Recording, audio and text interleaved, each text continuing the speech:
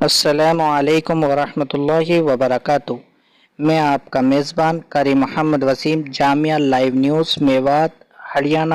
India میں آپ کا خیر مقدم استقبال کرتا ہوں۔ گزشتہ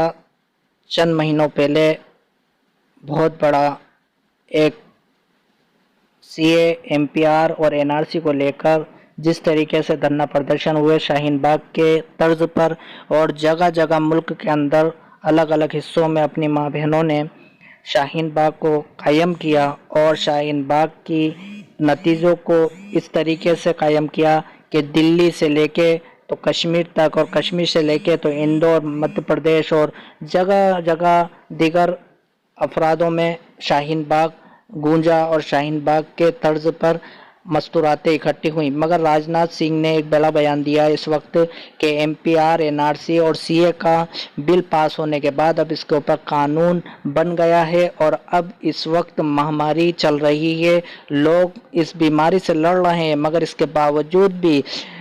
گرہ منتری امت شاہ جی اور راجناتھ سنگھ نے یہ بیان دیا ہے کہ MPR اور NRC کو لاگو کر دیا گیا ہے، اور اس کی مہم چھیڑ دی گئی ہے، اور MPR اور NRC اب گھر گھر جا کر ہونا شروع ہونے والی ہے۔ اسی بیچ کل کی یہ رپورٹ ہے، آج ہمارا جمعے کا دن ہے، ہم آج نیوز اسٹوڈیو میں نہیں ہوں، اس کے باوجود بھی میں نے یہ نیوز بنا کر آپ کے سامنے پیش کر رہا ہوں کہ شاہین باغ کے اندر کچھ عورتیں اب پھر مستورات بیٹھنے جا چکی ہیں اور دھرنا پردرشن پہ بیٹھ چکی ہیں، مگر پرشاسن الرٹ ہو چکا ہے۔ ہر جگہ کے علاقے کو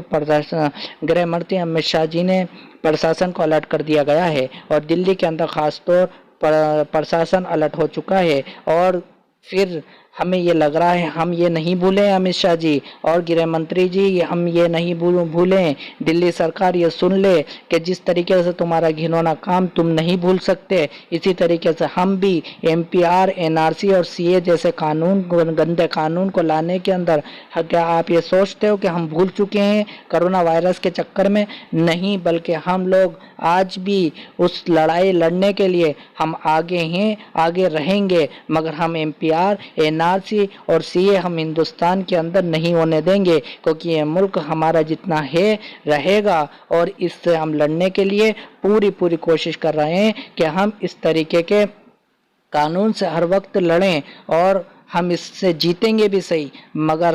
دلی کی سرکار، دلی میں بیٹھنے والی سرکار اس بات کا غرور نہ کرے کہ MPR اور NRC ہم لاگو کر کے اور ہم مسلمانوں کو اس دیش سے نکال دیں گے، نہیں، بلکہ ہم تو یہ چاہتے ہیں کہ تم اپنا ایک اعلیٰ قانون واپسی لے لو، ورنہ پھر وہی ہوگا جو ہمارے 101 دن کے اندر جو شاہین باغ بنا تھا، پھر سے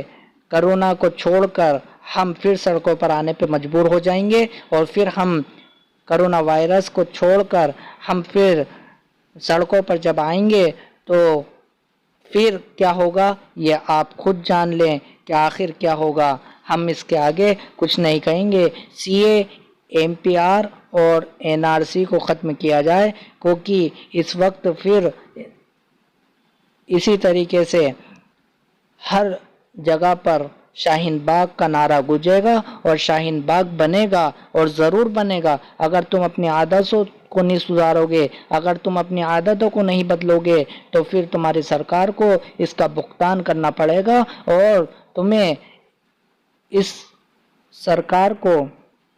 ہمیں اچھی طریقے سے آتا ہے، کیونکہ ہم نے ہی تمہیں کرسی پہ بٹھایا ہے اور ہمارے ہی ووٹ سے تم بیٹھے ہو، مگر اب تم یہ کہتے ہو کہ CA اور MPR اور NRC لاگو کرنے سے ہم لوگ